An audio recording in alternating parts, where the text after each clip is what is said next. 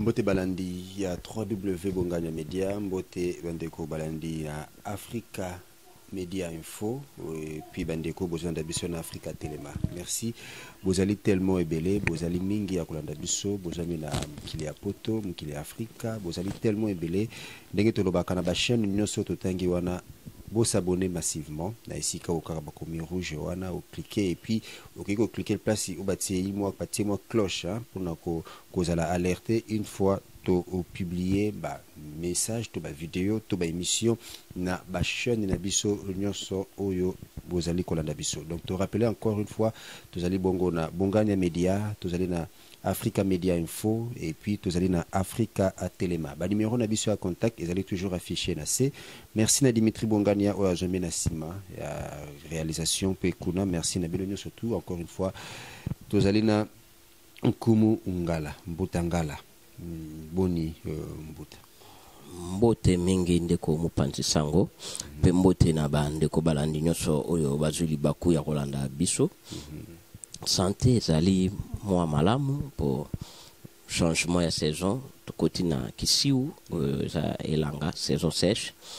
de mwa grippe muke mais kimi ezali na kati etumba kimi na kati ya etumba yango nde eloba maka mingi puis bandeko mingi bazala so batuninga mutuna na lobi boni santé kimi na kati ya etumba babanga kimi na kati ya etumba ngelo banini alors na jusqu'au motuna na poza ko pana yonko mungala kimia na kati ya etumba ninyo linkolo bana kati wala kimia na kati ya etumba matondo mingi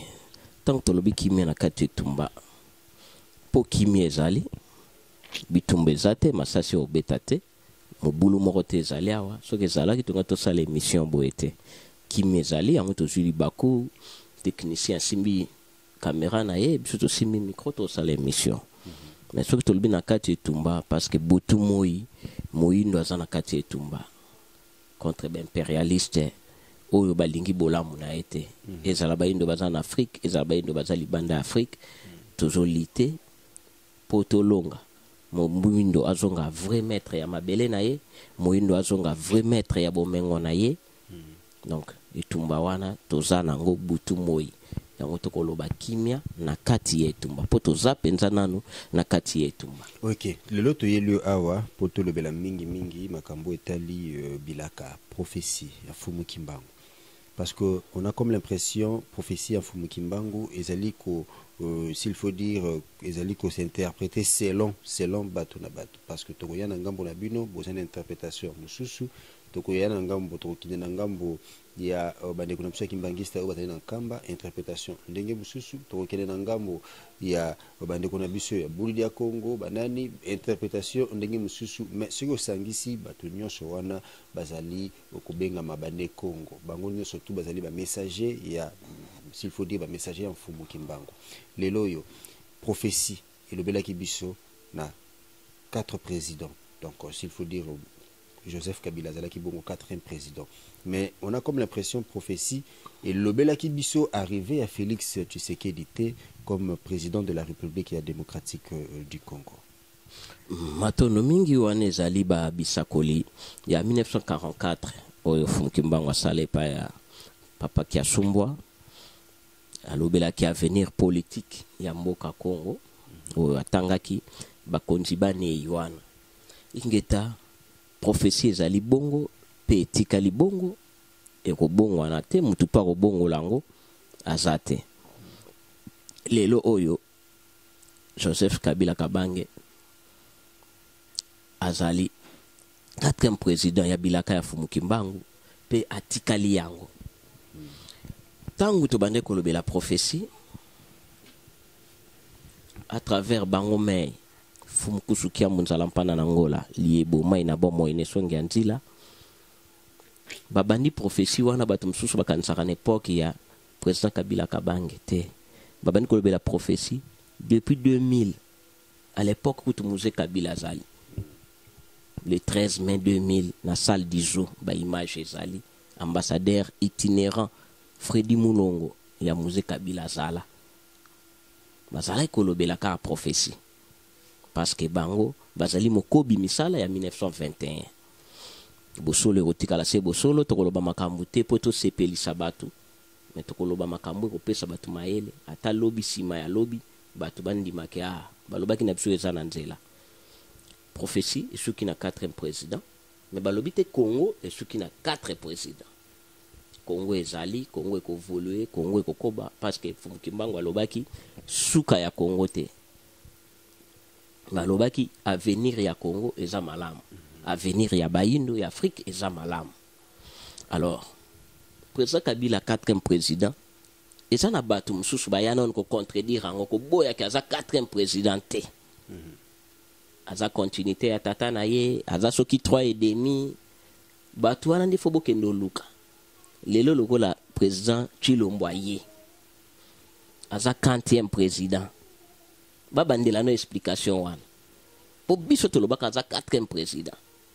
Oyo pe totali na ba données ya prophétie et so correspondre gène akutaki mboko ya kokabwana a réunir ango et ainsi de suite. Asali ya kokai ko sala tine sika ko tika mbonka libre na maboko ya papa Tshilombo. Nyongote ache mindele contre mire code minier oyo kosala ke bénéficier na bana mboka. Donc atikeli e ba base solide oyo tokotombola Congo et Congo soki tombwami Afrika pe etombwami bapesa kaka passe espace te na badongolo miso oyo bazoluka ko kabola bango po intérêt peuple ça na kati wana te na oyo badongolo miso bazoya nango. Mais na position oyo batikeli ye Congo sa position ya malamu oyo ya lobby sima ya lobby peuple congolais a se retrouver malamu. Mais bato balobaki non aza continuité aza 3e bamsu 3 et demi maza 4e te. Siko lokwa président Félix Tshilombo aye baif sa biso président Félix Tshilombo aza 40e président pote bako situé soki tobengi président Félix Tshilombo 5e kasi ko renforcer de biso bato tobenga ka 4e toujours raison susu pour on a compté 5e ce qui bongote c'est que va compter président Félix Tshilombo 4e le rôle président Kabila ebele baleka na ba micro boza na ba vidéo baloba yango ba ko yebisa biso position ya président Félix Tshilombo aza 40e aza 3,7e 4e ayeka raté aza 4e to yi aza Kabila 3 to aza nini. Donc prophétie et celle makambo na yango mais batu oyo bakomitungisa mamba prophétie lelo parce que tokomi na 5e mais 18 ans oyo babeteli bino sete ke bosala makasi totya président Kabila maboko te. Mais nesongi ya nzila lobaka akotaka na mandat 2 ans renouvelable te 5 ans renouvelable 2 fois te akobima pe na mandat wana te parce que tango akotaka ezalaka élection te ezalaka nini te tant na ye koki ndenge makola na Nzambe alaki akoti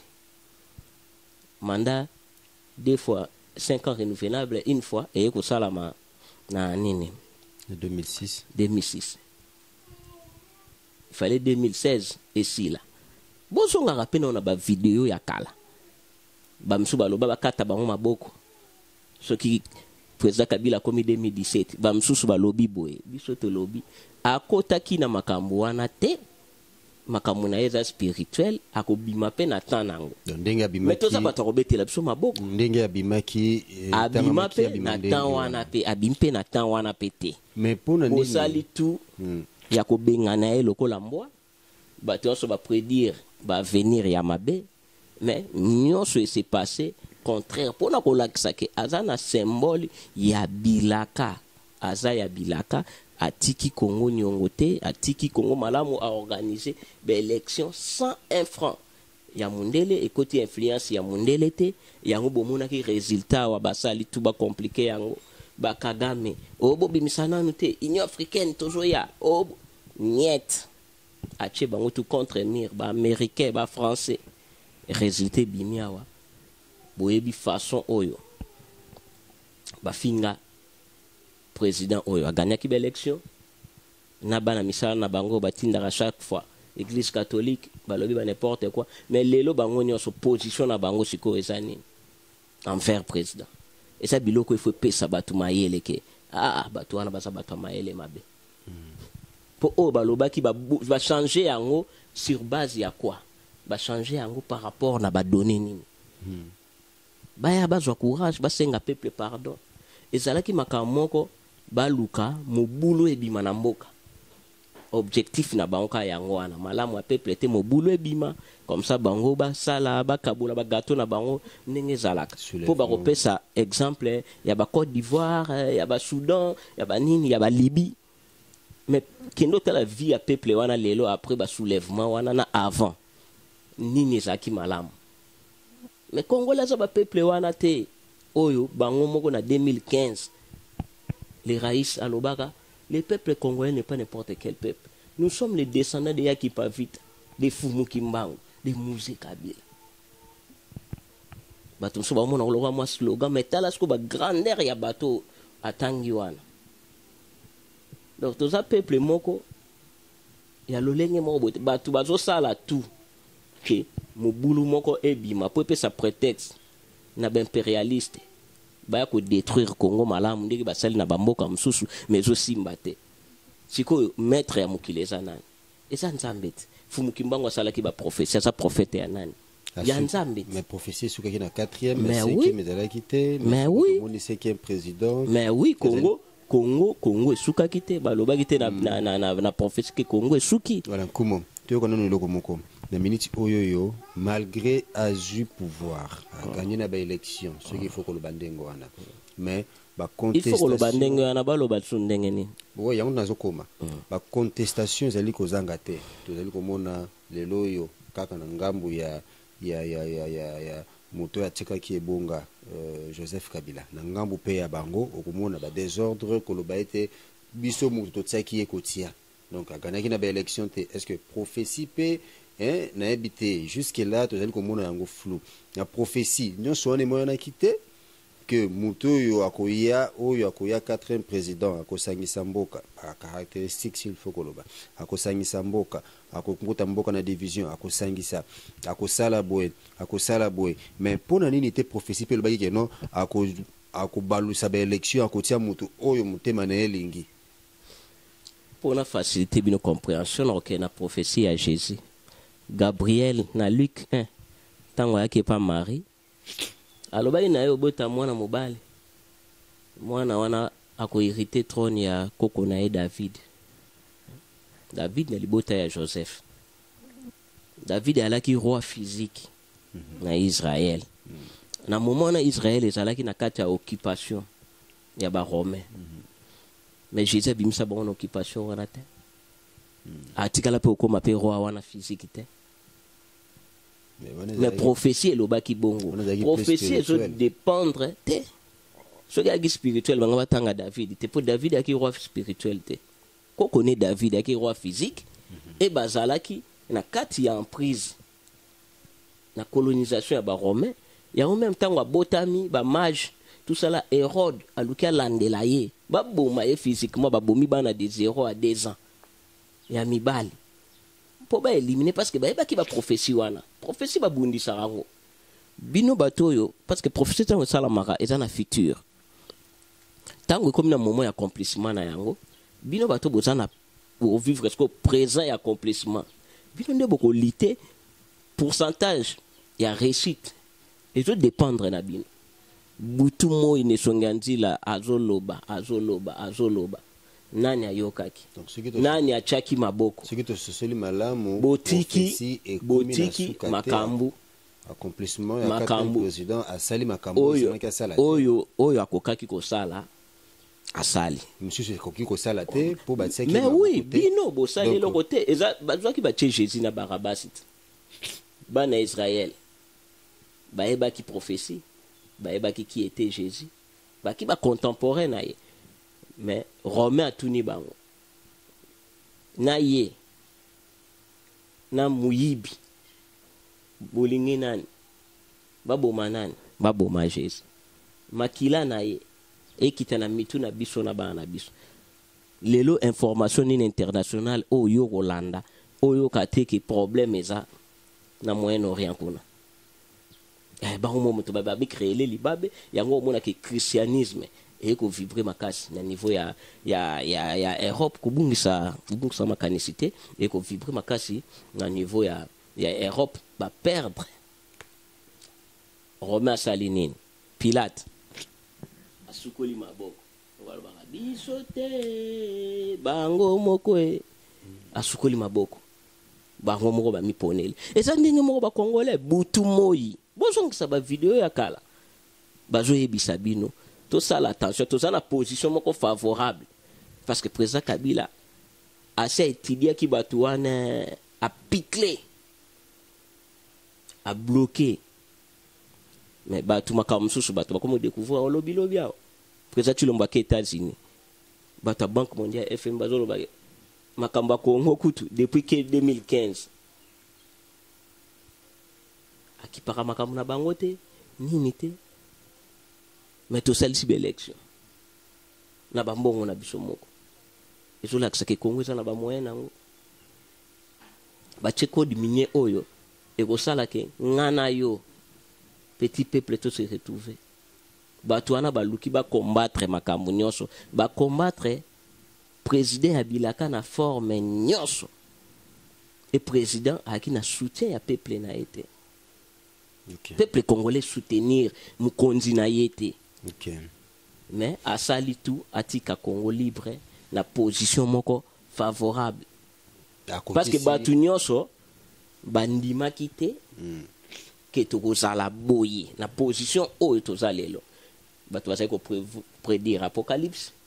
na Congo, batu bazali ko prédire moto. Donc ndenge kimia elekela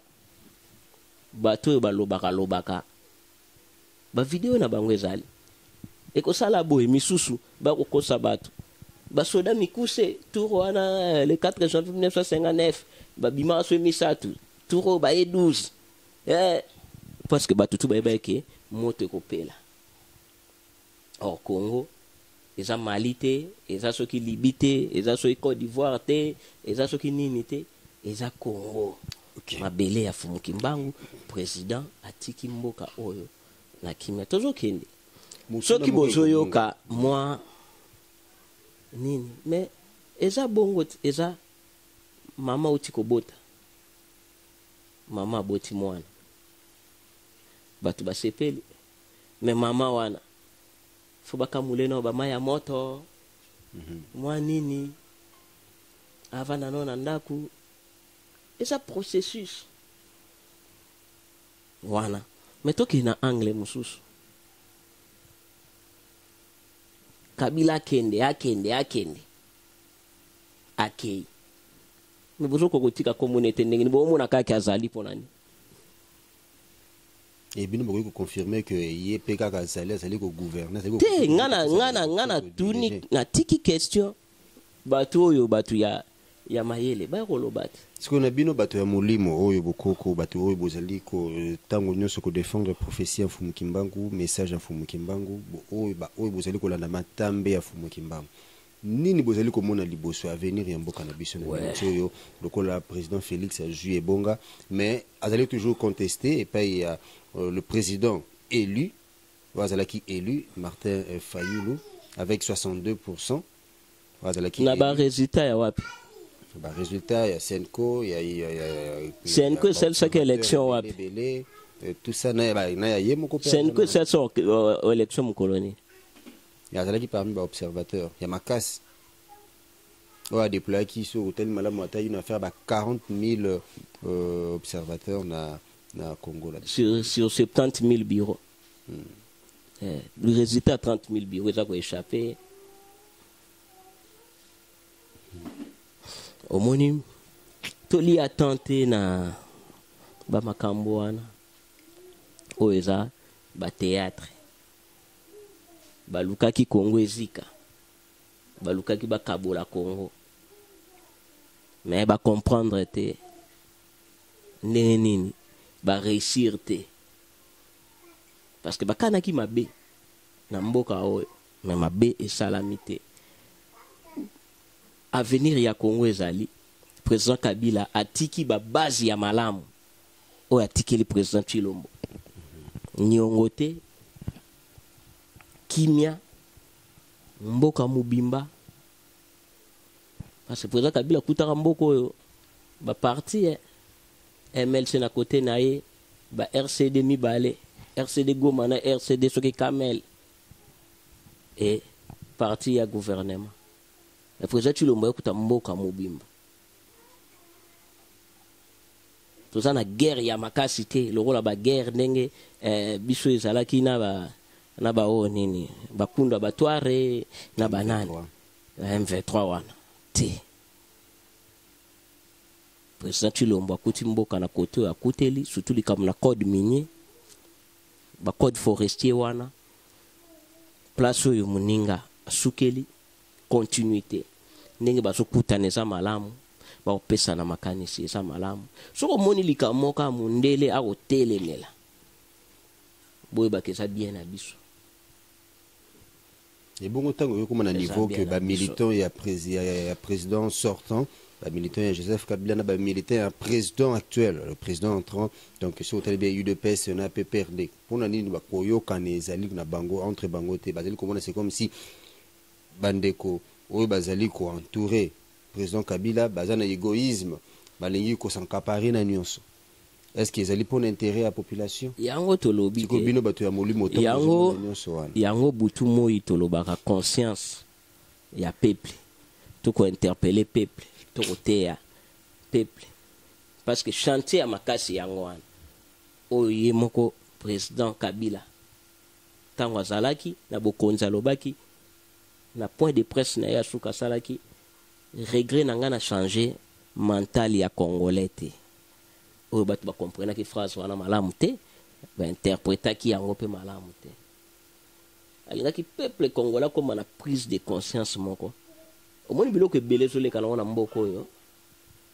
soki congolais ayaki conscient biloko mosu ezoleka te biloko mosu mpe esalama nango te congolais aza conscient te pour comprendre kaka inconscience ya congolais tosala émission tokolobela makambo atina bokotya yango etalama pe te soki otye titre moko ya lokuta ya buzoba bato bakoluka baya kotala yango ntango bakotala yango so bamoni tokoloba likambo ya serie ndenge tofandi nga na boye tokoloba biso sérieusement boye azape azwi atye commentaire faux titre bolungwa mais zwa mwana mwasi moko asala émission moko ya buzoba wa o mutakala o nini des milliers de vies des milliers de commentaires siko batu ya bongo ako combattre omoni eza mawa tambola te mboka oyo soki baconscient bayalaki tambola kaka observe na yo ka nzela ozotala ozotambola oponi ata balabala moko principal tambola yango ata 1 kilomètre yo moko observe peuple wana aza conscient to peuple moko inconscient or inconscient to tozwi lokola moto ya liboma aza inconscient aliaka to aliaka te aliaka me biloko ya qualité nini amelaka to amelaka te me bama ya qualité nini alataka to alataka te makoloba na yo mpe le conscient mutu no esa te yo ne mutu ozokomprendre état na ye ata abeli bakopesa mpe aspirine soki fièvre esila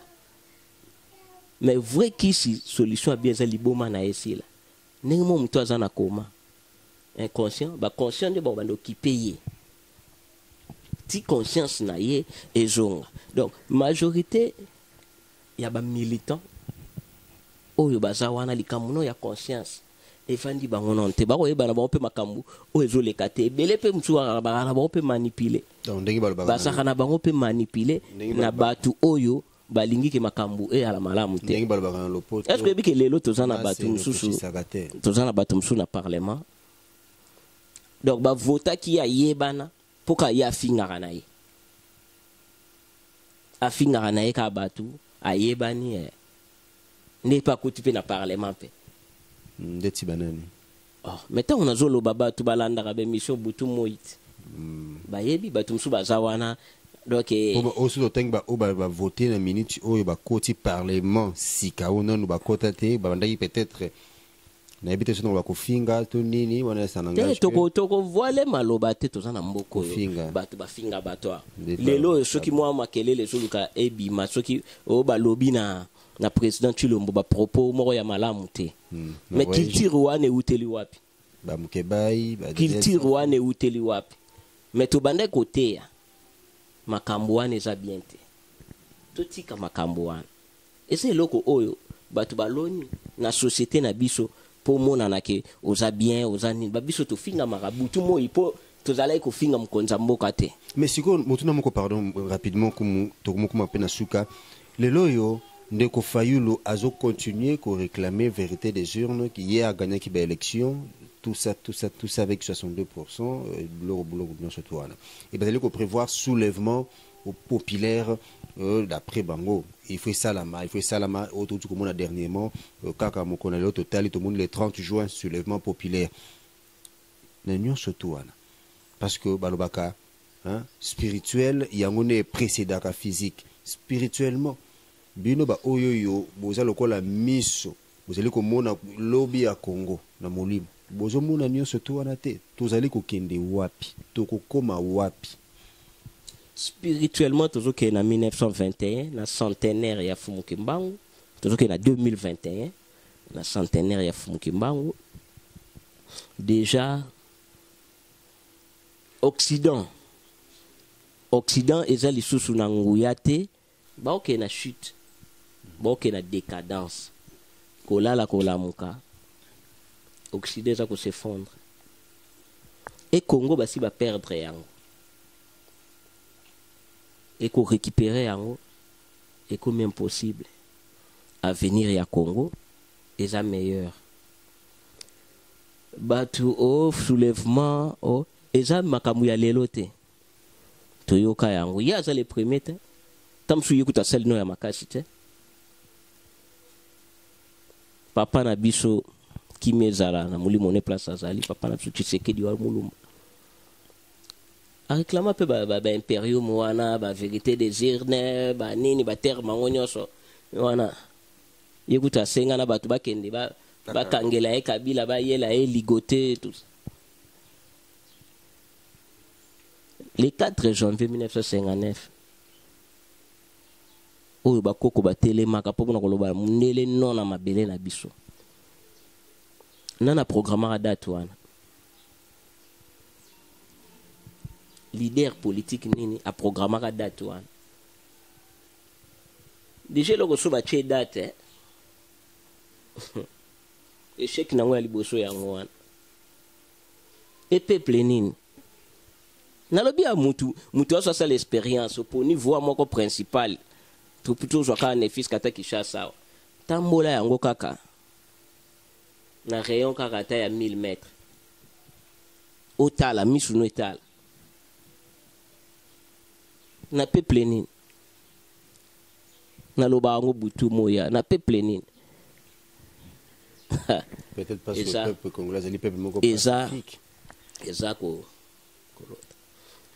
mais pour mutu asala eloko moko boye il faut influencer spirituellement milimo wana nde kosala ke bato basala bo pillage esalamaka le 23 septembre soki na mikosité 1991 na mosusu kosalama le 13 janvier 1993 nana programmaka badate wana mokolo moko ezali révolution moko ya makasi kosalama mais kosalama contre biso na biso te esika tokotya baimpérialiste na barepresentant na bango out nde yango na tozobenga deuxième indépendance out to deuxième indépendance c'est indépendance spirituelle tokotya bango out yango totuni yango wana vrai nini oyo etikali o nani attaquer ndeko na ye nani pour bénéficier na batu na nini. On a tenu deuxième indépendance yango ekoya bongo tozali deuxième indépendance tozoloba tozwa déjà indépendance à liboso ya mibale yango ekozala deuxième indépendance to ndengeni mais pour na kotala boye tozala indépendant te ça indépendant toza dépendant na banani mais na ba impérialiste. Mais aussi longtemps biso to organiser ba élection na mbongo na biso na makoki na biso tozo dépendre sur yango tozo kende na voix wana yalo kwa mwana botamite mais mwana wana balobi mwana wana yenda kozala lobi mkonja mboka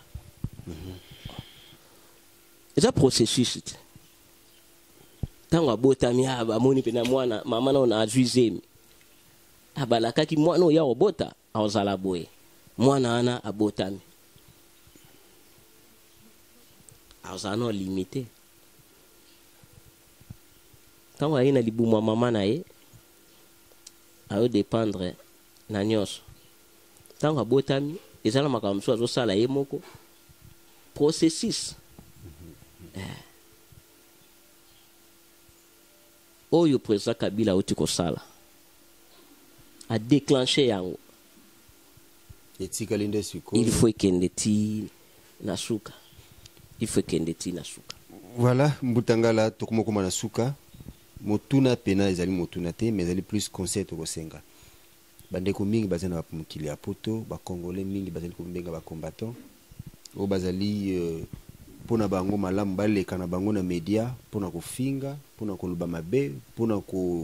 kokotisa moa komeka ko influencer bandeko bazana mboka awa ke bango bazala ba combattant aussi longtemps soko za vrai combattant joa avion zonga awa obundela mboka na kati bango bazala komolo ba ke bazo bundela mboka libanda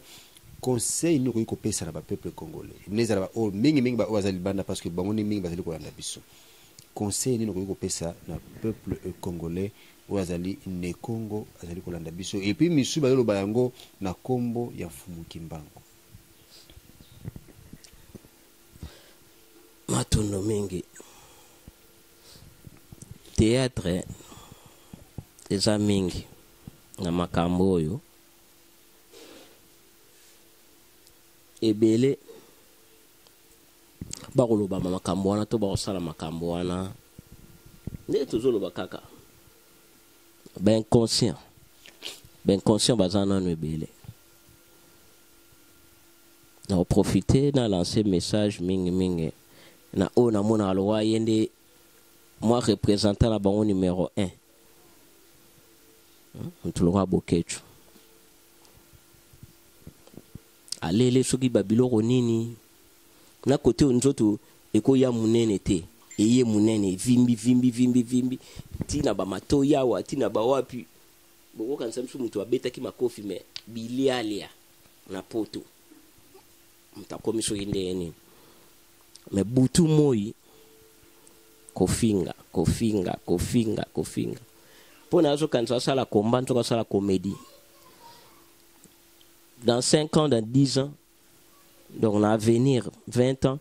vidéo na yo la classée na catégorie moko na ba vidéo ba sai be sobe ba mangobo ba kuikui ba pomba ba kema ba salaka donc bon bando ba vidéo ba révolutionnaire ba zocha ye ba ocha ya ye côté ya ba comédien po bato balandaka ye baomona azosane théâtre asane humour batala yango balongola mo ba stress na bango baseka ozana mpona kofinga bato kolobaloba n'importe quoi oyo na mwasi na yo na bana bovandi ba réfugié kuna na poto réfugié yango mpe po obundaki koma moko awa te okei obwaki nguna na yo na ndenge na yo ovandi na yo ale bokomi kofinga kolobaka ba n'importe quoi moko eza ntina te il faut ka conscience bakoma ba conscient balongwa na ba makambo wana eza ba distraction inutile Congo ezali eza ko évoluer baza ko se compliquer tâche pour rien bandeko baye baye bango pe baya eza mboka na bango okima mboka na ote parce que loboko na loboko nde tokobongisa mboka na biso po bamboko bazolula wana bato mosusu te mutu baka kobongisela bango yango mais Congo eza mabele ya fumuki mbangu ezali mboka oyo eza na avenir ya malamu kolala kolamuka bato ebele bapredisaki bamalheur ya ndenge na ndenge mais biso na religion africaine vutuka fumuki mbangu tolobaki yango ke kimie kozala na mabele oyo tokenda le 20 décembre 2018 na ambassade ya Belgique ko expliquer bango en face avec leader na biso que ya tikeli bango memo a expliquer bango numéro D parce que ambassadeur a quitté mais numéro D na ye adjoint na ye expliquer ki oyo bakokai ko expliquer pour na mabele Afrique bazana ba mikanda ya interpellation oyo religion africaine etindela bango etindela Vatican etindela États-Unis etindela France Allemagne Russie etindela ba président africain awa bazwa ba mikanda même Senko wana azana mikanda na biso pona koyebisa bango ke mboka oyo eza ya Nzambe et jour décision kozala ça parce que liboso yaka interpellation oliaka na volonté na yo aussi biloko na sani ozotia na monoko ozolia omelaka mpe na volonté na yo mais kopema pemaka na volonté na yo te soki tembe meka okanga kopema okomonaka ekomenase yo opemaka involontairement donc tout ça l'attention. Voilà, Nkumu, bambote peut-être bande gwazali kolanda biso, peut-être bayebio, bamonio na ba chaîne Misato Totangi na Africa Telema, Africa Media Info et puis Bongania Media. Matondo mingi to sepel makasi. Namoni bande ko nangai ndaya maele l'Africain libre motema ya Sandra Bikotele. Pesi ba mbote bele. Na pesi mbote na la vraie femme combattante oaza très consciente na kati ya Canada Nengwa Kandolo kamiti ya Congo motema ya pyramide Luzadio na pesi bango ba mbote ebele kuna na bosa ntende ko nanga longo Kimabel na Canada toujours ba mbote ebele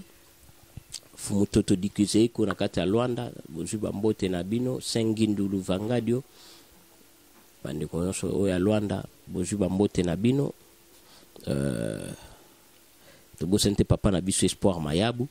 na Allemagne Congo bondeko Vibration agence assure pesi bango mbote et mbote mingi na ngimbi mabiala ndeko nanga na kati ya France pona ninte ne moila félicitations ebele na Nengwa Tuyu mama mapasa mère double Tuyu Ndoki. Donc bandeko nyonso o baza conscient to lembate to continue ko la musa bandeko makanisi. Donc na bosen pété papa na ngai na Canada kuna papa po bonganya momona biso mwa kala tozali bango nde bazoya te po to beta masolo parce que masolo eza nango ebele biso toza dispo. Donc mbote na bandeko nyonso nesika o bino bozali kimia ezala na bino boseni ndeko Dimitri elonga ezali quoi ndeko Dimitri boseni tango représenter équipe technique otanga ye matondo mingi. Merci ndeko Dimitri Bongania. Voilà, tokomi vraiment na suka ya émission Nabiso. Merci Nandeko Dimitri Bongania ou jamais na réalisation et émission Oyo. Donc merci encore une fois na bino bandeko bolande biso là na kopesa mbote mingi na bandeko bozana Paris. Là je vois mon papa Roger Lutumba maître Loboko, pourquoi pas celle qu'on appelle la parisienne Darren Lutumba et puis Rodin Lutumba. Vous êtes tellement nombreux, ma famille, Junior Manitou, Messé Grenoble, Hugues Manitou depuis Paris, Gloria Mayinga, la princesse, la reine d'Angleterre, la queen, et le bébé Joriane, pourquoi pas celle qu'on appelle aussi Karina Amrazao depuis Allemagne. Vous êtes tellement nombreux. Papa Apo Bongania, depuis na outi voyage na zongi papa au bouger te. Énième fois papa au bouger te. Mais topes kaka merci pour la confiance au continue au pesa biso. La reine de YouTube Mara, la femme unique, donc n'appelle sur Bambote et si que vous allez beau s'abonner massivement Africa Telema TV, beau s'abonner na Africa Media Info et abonnez-vous aussi na Bungania Media. Pour contacter Yoshi Bangula, le numéro est affiché plus 243 99 89 72 370. Merci, à la prochaine.